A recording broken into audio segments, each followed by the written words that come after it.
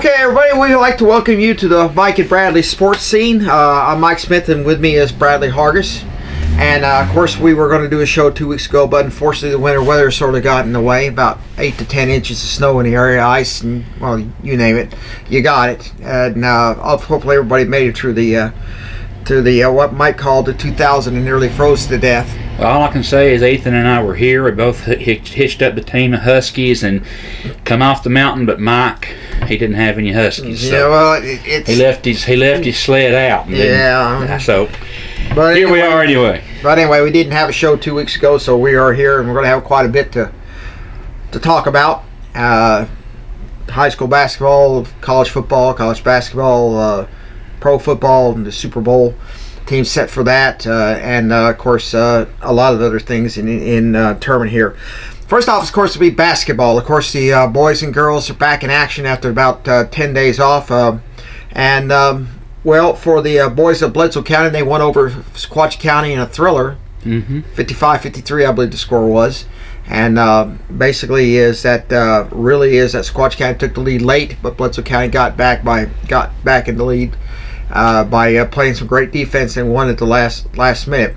The girls, well, they lost to Sequatchie County, but they won over CSAS on the road the other night. I believe it was Tuesday, and won that game. And obviously, so they win their second league game today. So obviously, they're getting a little better. Well, it puts them tied for second, actually tied for third place in the region right now. Of course, that doesn't mean anything at this point. You got a few more days, a few more games to play, and the only thing that does is it puts the seeding in the district tournament that'll be coming up here on February the 14th. Now, we don't know exactly where it's going to be played, but we do know this right now. It'll probably will not be here or at Sequatchie County or at Marion County. It'll probably be over in Chattanooga, either at Tyner or CSAS. So we'll, of course, let you know when we find out, of course, here as well. Of course,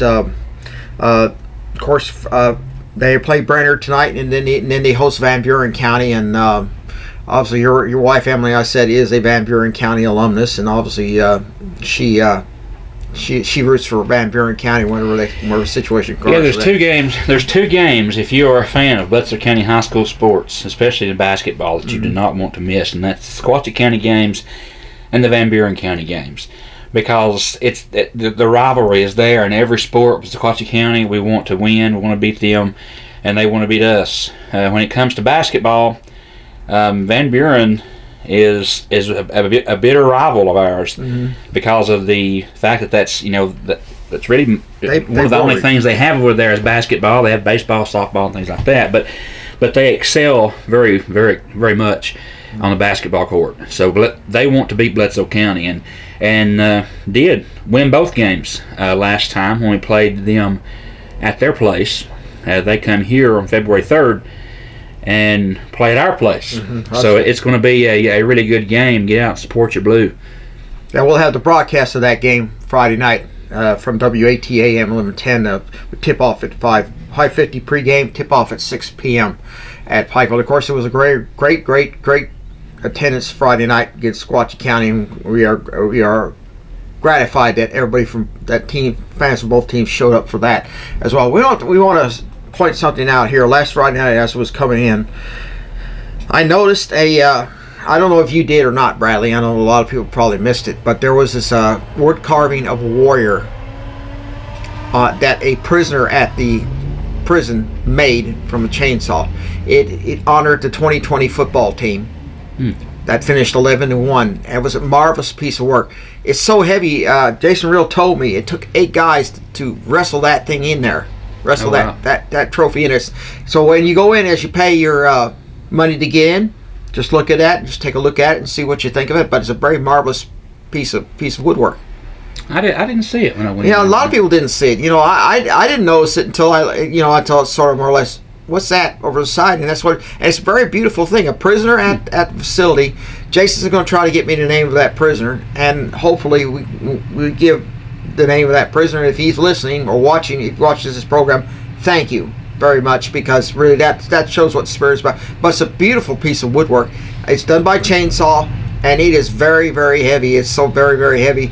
I asked him if he was going to put it out there next to the football field, and he said they had no plans to do it so at this time. But basically, it's a very rare piece of work. So when you go to the Van Buren County game, stop and take a look at it, Bradley. Yeah, I'll do and get your opinion on it. But it's a very beautiful piece of work. It's got a warrior. It's got the spear. It's got the all the things that the Native Americans wear, the tomahawk and that sort of thing. And so it's very, very, very, very important here. Now we get back to the basketball teams. Now the boys team has won 9 games. Most they've won in a while. They're 9-7 right now. And the girls have won 3. Mm-hmm. But 2 of those wins are in league play, so obviously that helps them a lot here tonight as well. That's one of the reasons why they're tied for 3rd place right now. The girls are, but they beat Marion County in the head-to-head.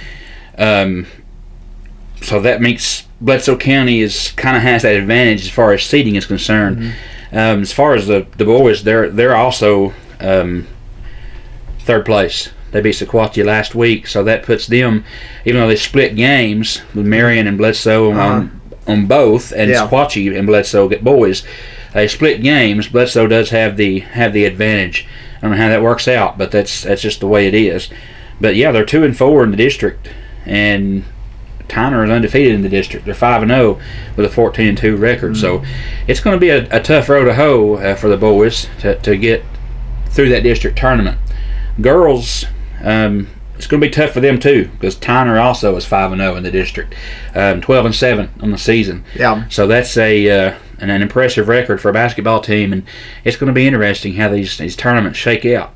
Yeah, of course, you remember this. They still have some games left to play until thing. We do know that the CSAS game, home game, will be the finale on February the 12th here at home. So we'll hopefully that we will find out how that stretches out as time goes by. Of course, a lot of things happening for the Warriors. Of course, the Lady Warriors, of course, still has Emma Reel out, unfortunately, with an injury, and obviously not playing. But her sister Ava seems to be doing quite well, and I really don't like putting out one player out in front of the others. But Ava Reel, a freshman, Ava does a good job. She's got a lot of youth, and she plays the way a freshman would. I mean, but she plays hard. She's very, very, hustles very good. The other girls that are on the team, I mean, we've got a lot of youth, a lot of young players on the girls team especially, and it's taking a little while for them to develop. But they are getting better. As the games that I've watched, they've gotten better. As I've watched them through the season, and the same with the boys. They've got some good leadership at the top. A couple seniors there to lead that team, and juniors, a wealth of juniors, and underclassmen as well. So they have a outlook that's going to be even better as they progress, because the boys certainly have a good team. They're fun to watch. They really are. They play hard. They are fun to watch. Sequatchie County, they took a lead up against Sequatchie County, lost that lead, and people were thinking, well, they're gonna lose this game. Then for the last couple of minutes, they effected several steals and got the baskets count in there, and played great defense at the last second to keep that ball from going in and sending it to overtime. And as a result, Bledsoe County won over Sequatchie County. Of course, they're evening right now because they lost at Sequatchie County, but won at home against the Indians here as well.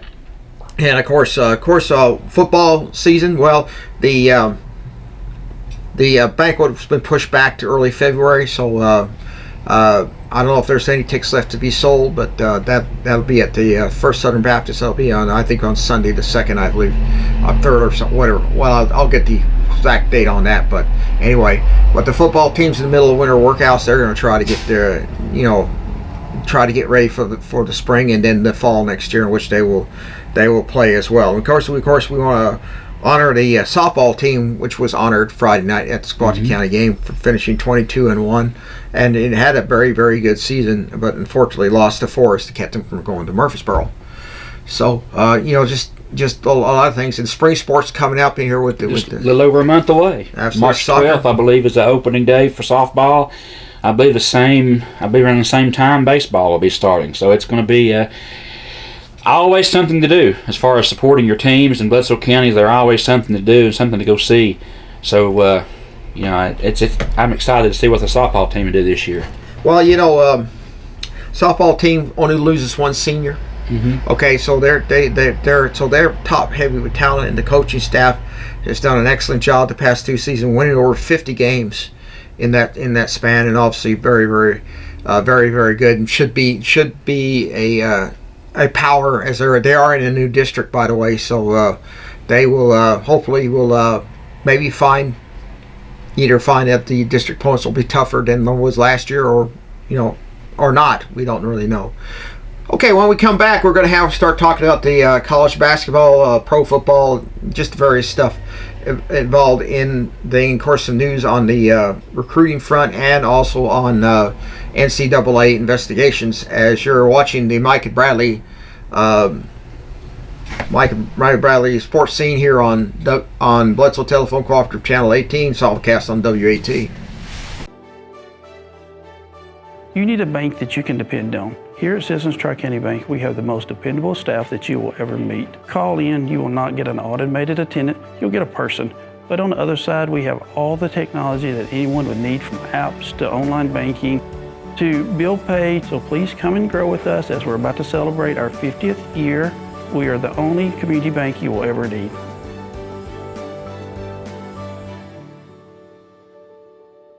Come and see the beautiful Sequatchie Valley. And while you're here, visit the Dunlap Mercantile. We have a full line of hats from Resistol, Stetson, Charlie One Horse, American Hat Makers, GG Pip, Greeley hats from the TV show Yellowstone, and a full line of vintage hats.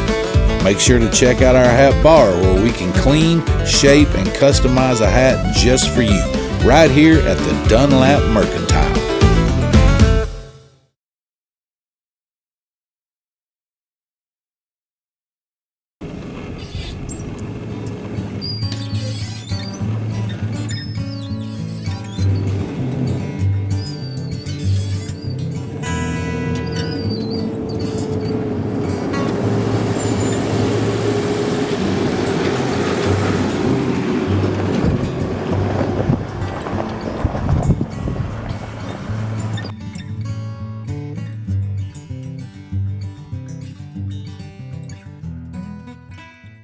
At Jason Lewis Dunlap Supercenter, we're committed to be better. Better prices, better vehicles, a better experience. Your Jason Lewis Dunlap Supercenter understands that you rely on us to provide you with the highest quality of used vehicles. With over 350 pre-owned cars, trucks, and SUVs. So what are you waiting for? Let us show you a better experience with the Jason Lewis Automotive family. Come visit us at Rankin Avenue here in Dunlap, or on the web at dunlapsupercenter.com.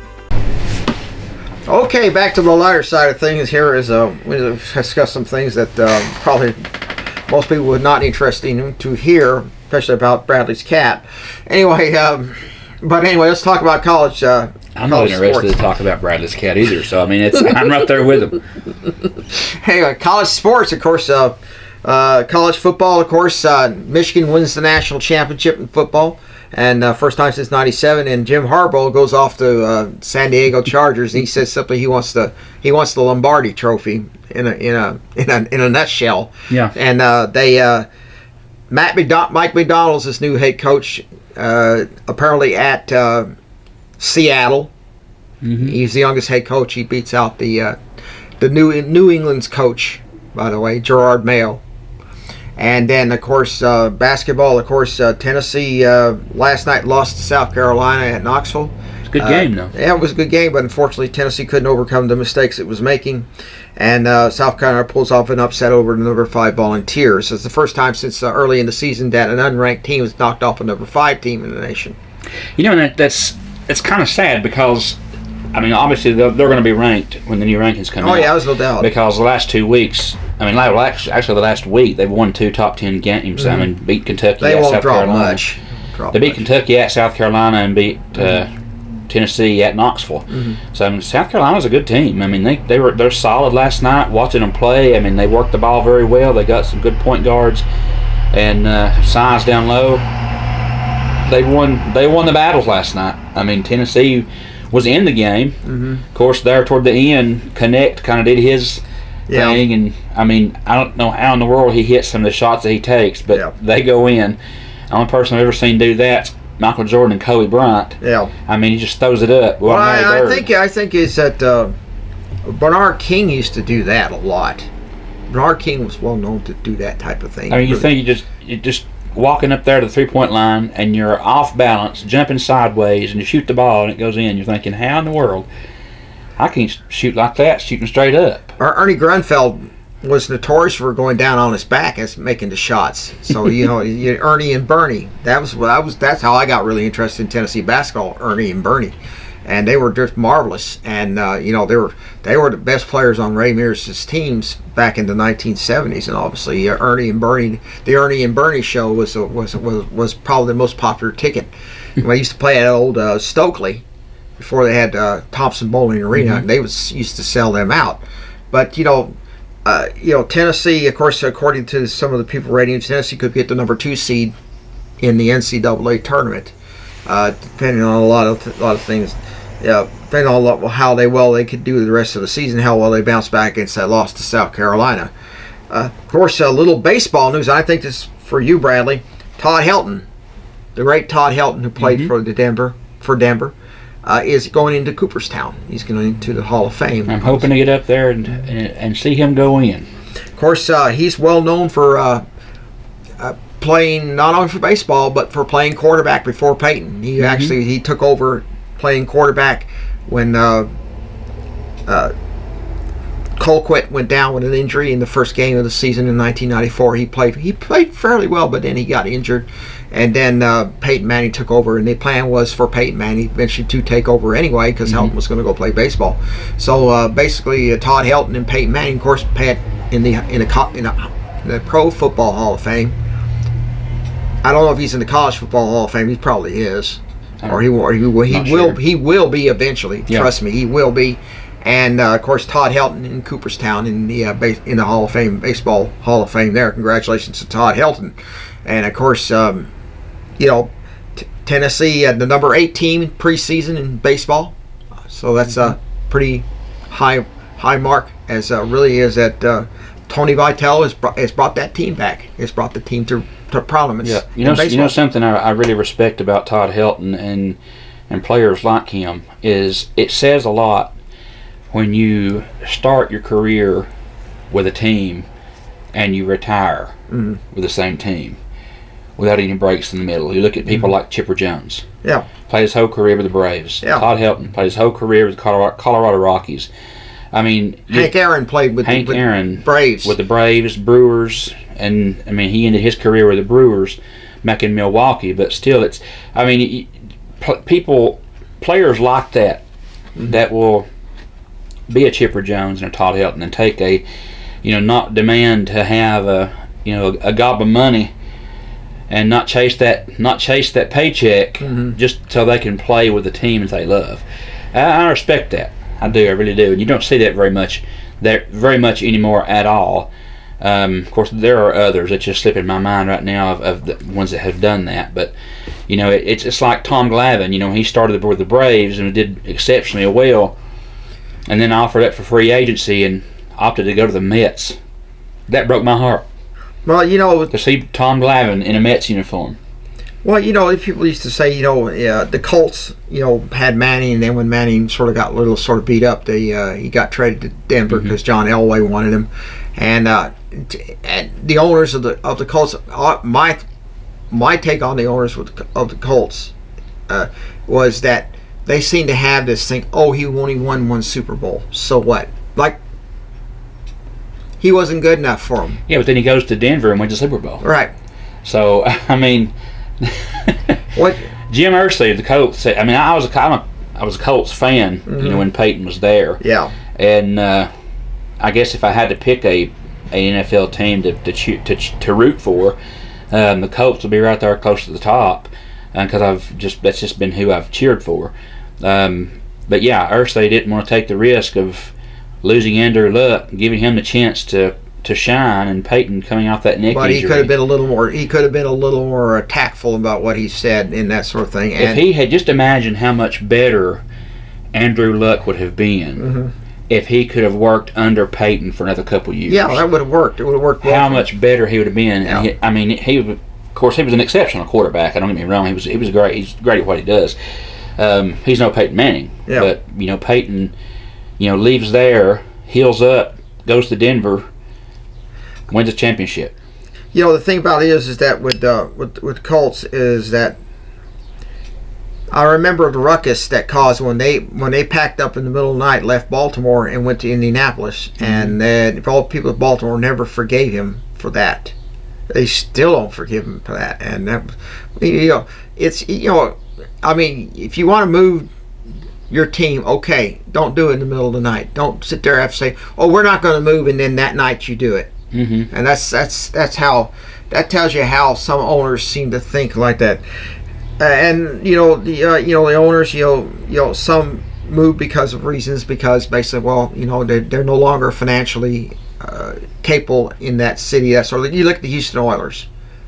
They moved from Houston to Nashville because they could not draw the fans. And people say, well, he's going to flop in Nashville. Well, it turns out they don't flop. They do very well, and that sort of thing. And they played 1 year in Vanderbilt because people in Tennessee, because Titans fans weren't going to drive all the way to Memphis to see them. Mm-hmm. And they played 1 year at Vanderbilt, and Vanderbilt, got the money to rehab their stadium with that, and that was good for them, and that sort of thing. But it's just sort of thing. You look at the Rams; they moved from Los Angeles to St. Louis, then back to Los Angeles, and you have the Raiders who moved from Oakland to L.A., then to Las Vegas. Yeah, Oakland to L.A., back and then Las Vegas. Yeah, so you have the Browns that moved from Cleveland and went to Baltimore and became the Ravens, and then a few seasons later they have an expansion team, and they put in Cleveland, and the Cleveland Browns are back. Yeah, they what it is basically that Cleveland had a writer is that the Browns could not use the name Browns in Baltimore. Mm-hmm. They was going to be staying in Cleveland. That's why they named the Cleveland Browns. Like the Cleveland Indians. What are they now? The Cleveland what? Cleveland Guardians. Now I don't really understand it. Or like the Washington Redskins became the Washington Commanders, the Washington football team, then the Washington Commanders. Now I think they're going to go back to the Redskins because they're lobbying for that. The Native Americans say it doesn't offend us. So. Yep. So it's sort of a sort of thing. Oh, speaking of pro football, let's talk a little about Super Bowl 57. I believe it's 57. It's not. I've lost count. The NFL does not use the phrase Super Bowl. They call it the NFL Championship Game. I think is what they call it. It really was the NFL AFL Championship Game was the original name for it. And of course, the two teams in that are the Kansas City Chiefs and the San Francisco 49ers. The run of the Detroit Lions came to a close when they couldn't hold the lead, and unfortunately they lost. And they gave up that 17-point lead. I mean, that, and I think a lot of people were pulling for the Lions, like a lot of friends. I think a lot of people were. Everybody was pulling for the Lions and the Ravens for two reasons. Number one, now this is not my thought, but this is the popular thought that you see prevailing on the social media right now. They wanted the Lions to beat the 49ers because the Lions hadn't been there in a while and they've been struggling. They've been an underdog. And they wanted the Ravens to beat the Chiefs to get Taylor Swift off the TV. Yeah. But, and I honestly, looking at that, I mean, it's not Taylor's fault that, that the cameraman zooms in on her. I mean, look, she's made millions of dollars. She's great eye candy. She's successful, and I wouldn't want to go that far, but she's successful. She's done great. She's very charitable. She's to be commended some of the things that she has done. I mean, there's no reason to be upset with her. She's a Chiefs fan, so what? Yeah, and I don't understand why people are like, I'm not watching it because of. I'm not going to watch football anymore because of Taylor Swift. Well, were you really even a fan to start with, if that's the case? I mean, I stopped watching when they were protesting and things like that because I was like, you can use a stage for something greater than that in a way that is more beneficial. But I just lost interest in pro football, until I watched a little bit of it through the playoffs this year. But I don't have a problem with Taylor Swift being on TV. If she wants to be on TV, put her on TV. I mean, if she doesn't ask, say, turn the camera toward me. It's basically the camera just points to her. The thing about it is that the Detroit Lions had not won an NFL championship since 1957. This was for the Super Bowl, and they had not been in the playoffs in 30 years. So basically, to get that far, and to get that close. Now I heard some people say, "Oh well, the Detroit Lions threw the game." I'm sorry to say, nobody throws the game. The thing about it is, and there's also thing is that they come out. The NFL has rules. They're going to have the game on February 11th at Las Vegas. So the players that are on the teams that are playing, they can't gamble. They can't even play the slots. They could pass through the casino, okay, fine, but they can't stop at the sports betting tables. They can do it after game. The players that on teams that didn't make it to Super Bowl, well, they can gamble all they want. Right. Could care less. You look at Las Vegas. I bet it's probably to keep sort of like that taint, sort of like the Black Sox scandal or the Pete Rose thing, and from happening. Just tell, hey, look, you're there to play football. You're not there to bet.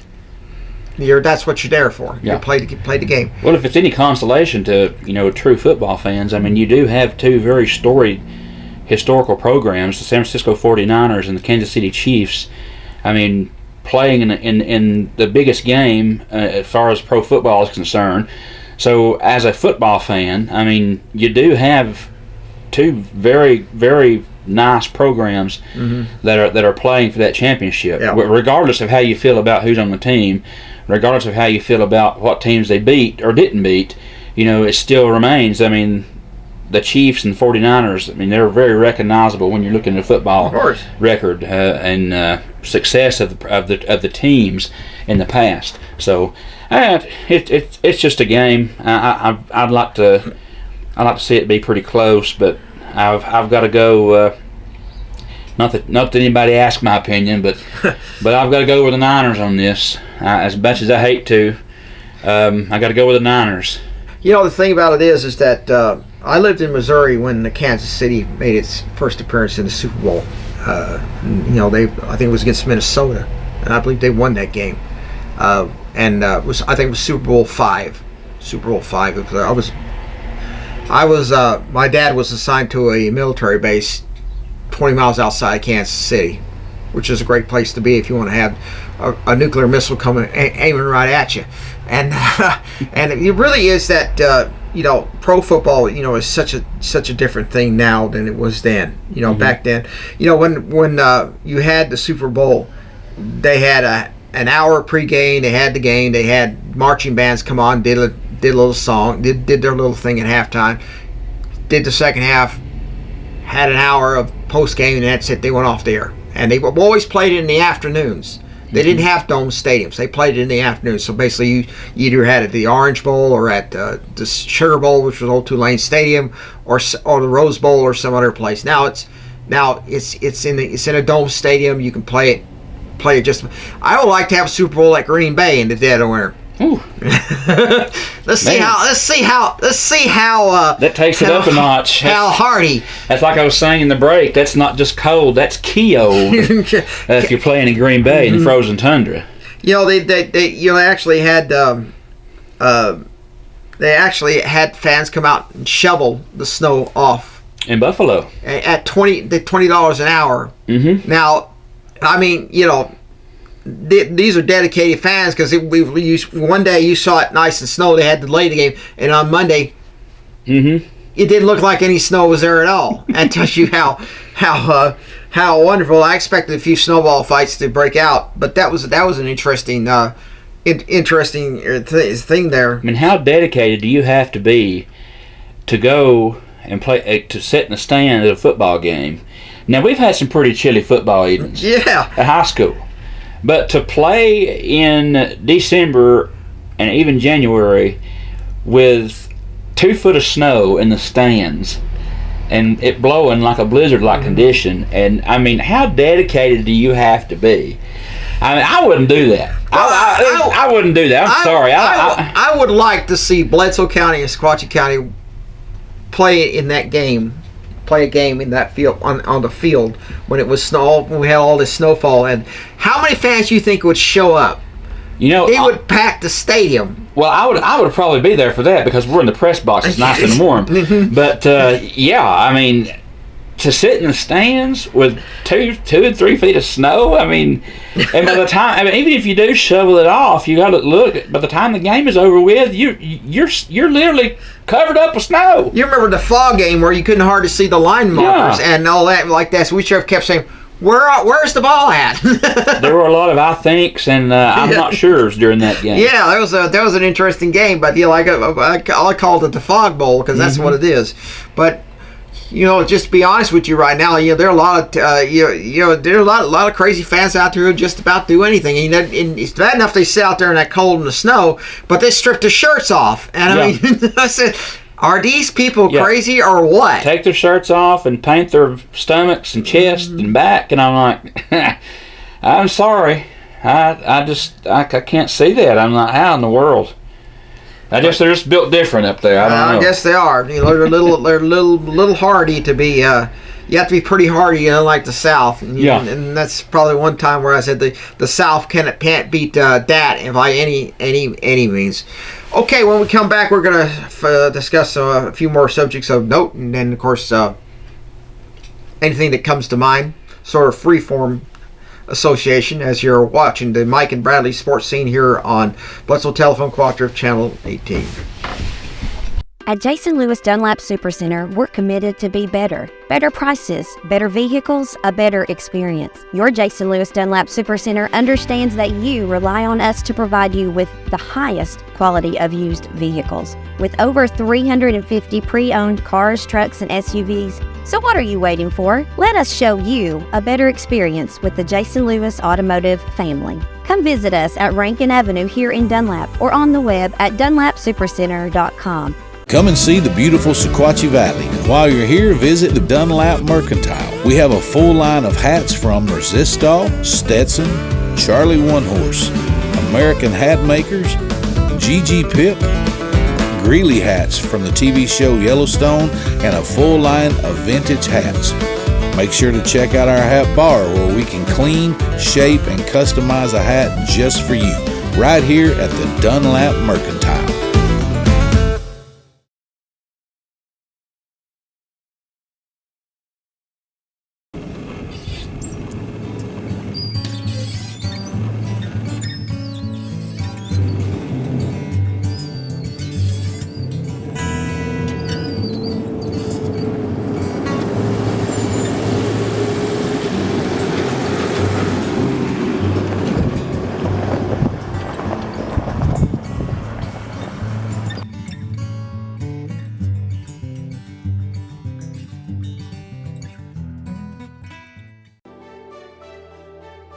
You need a bank that you can depend on. Here at Citizens Tri-County Bank, we have the most dependable staff that you will ever meet. Call in, you will not get an automated attendant, you'll get a person.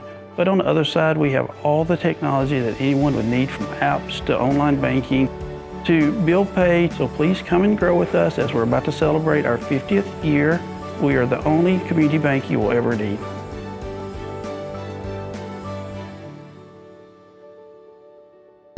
Okay, we're back after talking about the 13 lives of Bradley's cat, and of course the NCAA is usually getting its act together. Florida has been notified it's being investigated apparently over the NIL deal, and so is Tennessee. Tennessee is, of course, probably backed by the state attorney general, is apparently taking the NCAA to court over it. Apparently, from what we're getting at it, not only is Attorney General for Tennessee done that, but the Attorney General for Virginia has also joined because they're getting investigated as well. You're going to probably see in the coming days other Attorney Generals of respective colleges or states will be joining in this, and there's going to be some very interesting things that's going to happen come of this, especially with the way the NCAA, I mean, the NIL thing is just so wide open right now. I mean, and good and well. And I'm not making excuses. I'm not trying to justify doing wrong. I'm not doing that at all. But good and well that Tennessee and Florida has not done anything that the Georgias and the Alabamas and the FSUs and the Miamis and all them have done. No, they haven't. Because really, to be honest with the NIL, it's ambiguous. Basically, it doesn't set down enough some things. Sometimes it sets down here. And thank you. Thank you. and give that to Billy when he can take that. That's got nothing to do with us. But anyway, for that momentary diversion, apparently Nico Almalea apparently has something to do with him. I think he signed some sort of NIL deal, and he may have done something wrong. I'm not sure. I think what the NCAA is going to do, they're going to look at it. They're going to say, okay, some things were done wrong, but we didn't have any specific guidelines to which we could say it was wrong. And they'll probably say, hey, look, they'll send a letter and say, hey, look, make sure you don't do it again. And that sort of thing. I think that's what the NCAA will do, because really it's ambiguous. Outside of you cannot advertise alcohol or tobacco or drugs on the thing, but the certain thing. Now, of course, some of these NIL things are so helpless. Had one Tennessee player said every time he scored a touchdown, the customers would get 2 free cookies at a cookie shop. That was his NIL deal. While some got cars from advertising as a dealership. Of course, someone like Olivia Dunn, the LSU gymnast, seems to be making a lot of money off her looks. I mean, she is a good-looking girl. And for a gymnast, I think is that she's worth quite a bit of money now. I think if you got an NIL deal and it pays you millions, what you ought to do is give up your scholarship and pay the college yourself. That way you do. I can see it both ways. I really can, and without being accused of talking on both sides of my mouth, I've got to say, colleges make a ton of money. Oh yeah. On jerseys, on the name, image, and likeness of these players. I mean, they make millions, and it's only right, seemingly, that the player should get a cut of that. However, with that being said, you cannot tell me that athletes go to school and play for a college and are not getting paid. They get a free education. Yeah. They get free room and board. They get free books. Yeah. They get free food. Yeah. They get free workout facilities. Everything that they do in college is paid for. I mean, aside from travel gas money to and from the campus. Yeah. But everything else in regards to their education is covered. And you have a building in and of yourself, specifically if the football team, they don't eat in the cafeteria. No eating. They have they're eating steaks and they're on 5,000 calorie diets. Yeah, they're eating at the football facility, UT, that. Bill Battle used to tell how when he played football at Alabama, is that the meal consisted of a salad. You had you had some type of meat, and you had a carton of milk and some fruit. That's it. That's all you had. Because he times have changed. Because Bear Bryant time wanted smaller, mean, leaner boys and that sort of thing. And then the other schools were like were bulking up on them, and that's of course it cost Alabama in the long run because they had to go to the bigger, tougher boys in two platoon football. But the thing about it is they used to have in college what's called laundry money. They would give you $15, $20 a month so you can do your laundry. Well, of course, if you got a girlfriend, they can do your laundry for you, and you can spend the money for whatever you want. They looked the other way. They also, a lot of these schools, Alabama, Bear Bryant, he said, look, if you got a pair of dirty socks on your uniform, you turn that dirty socks in to get a fresh pair.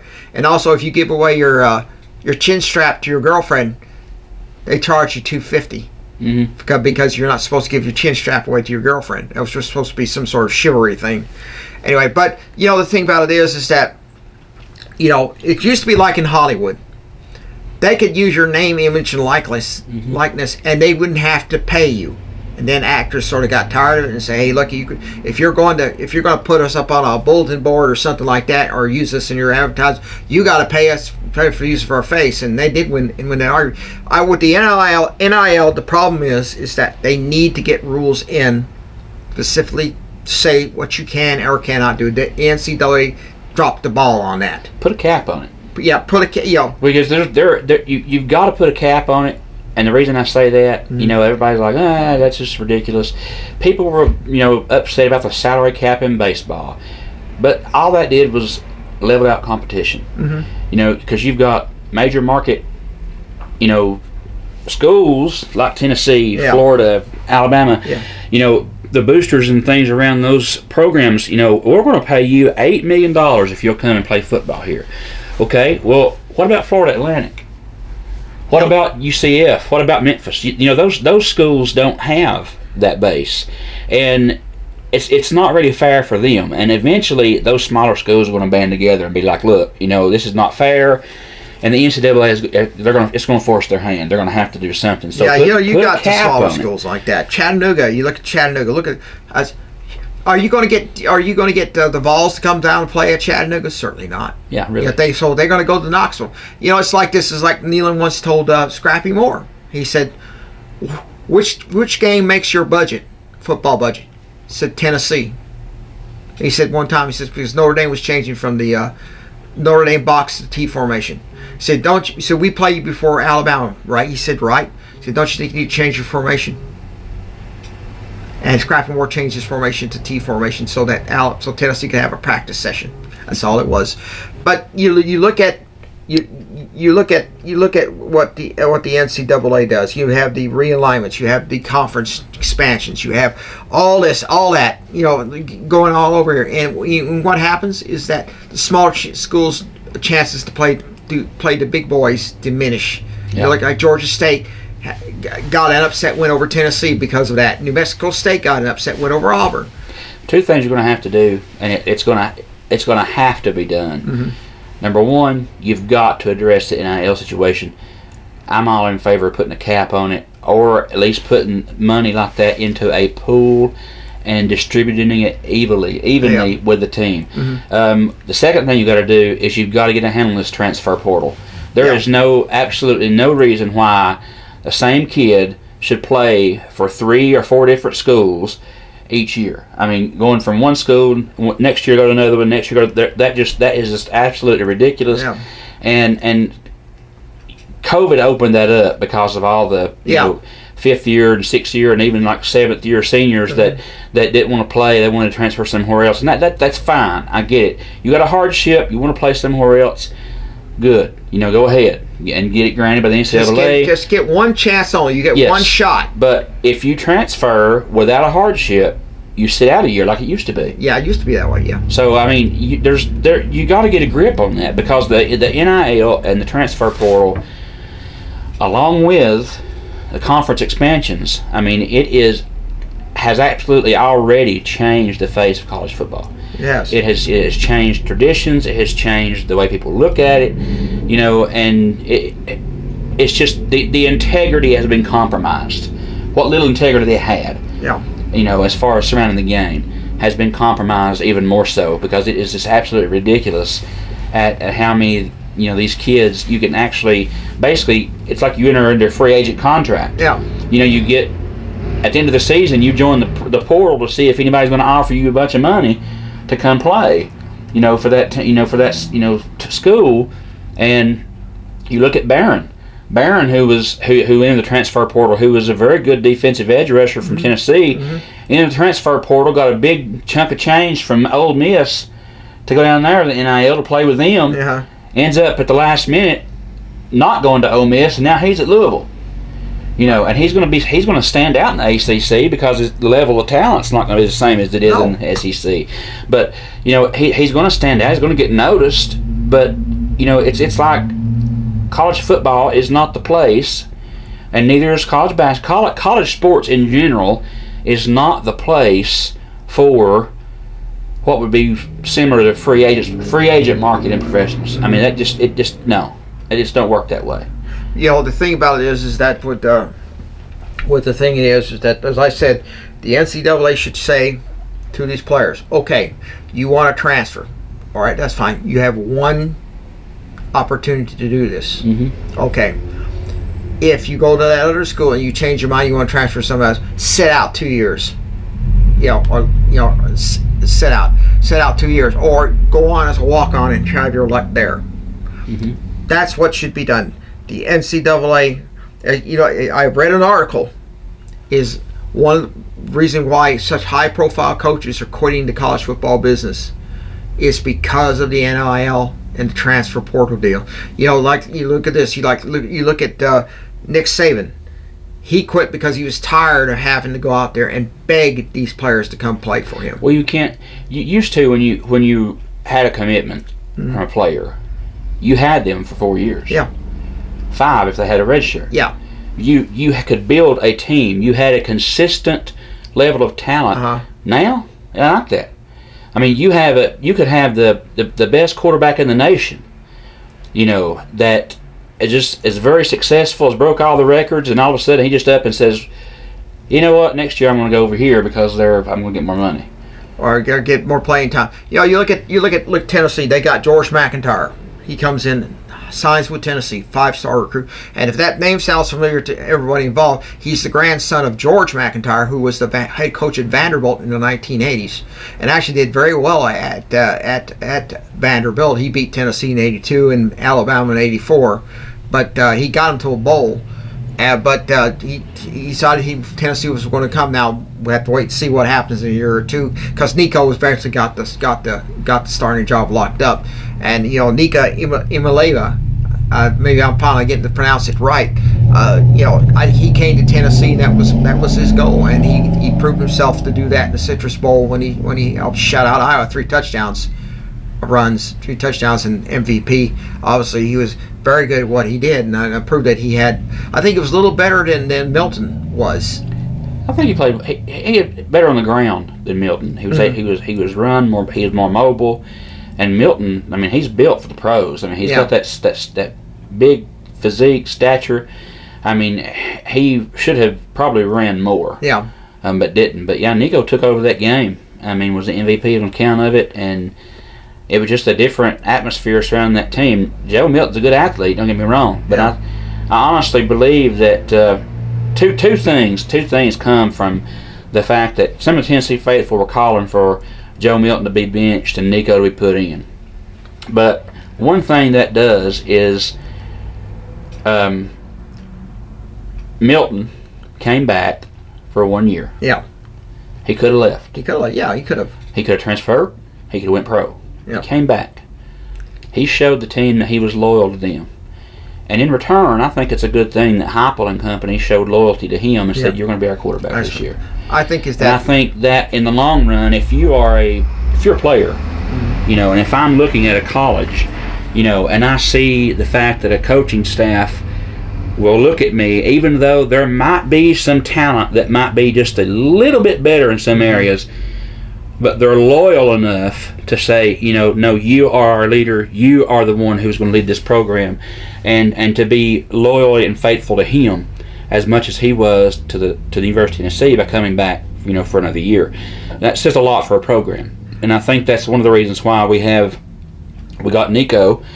I think that's one of the reasons why we have the 5-star quarterback McIntyre for 2024. Yeah. And then we have a 4-star quarterback for 2025 that's already committed. Yeah. So we've got a wealth of quarterbacks, talent that's coming into Tennessee. Some that's already there, and some that's coming in. And I think that speaks volumes, number one, for the coaching staff and the way that they treated the situation with Joe Milton.